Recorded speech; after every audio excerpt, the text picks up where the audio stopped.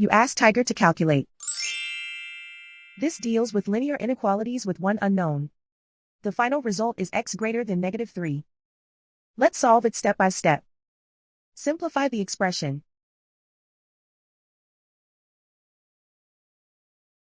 Group all constants on the right side of the inequality. Subtract 19 from both sides.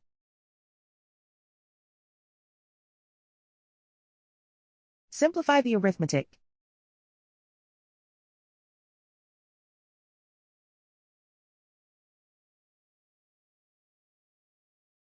Isolate the x. Divide both sides by 6.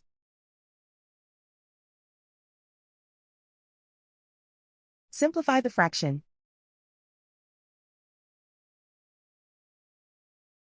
Find the greatest common factor of the numerator and denominator.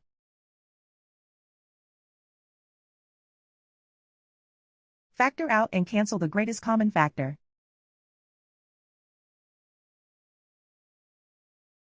Plot the solution on a coordinate grid.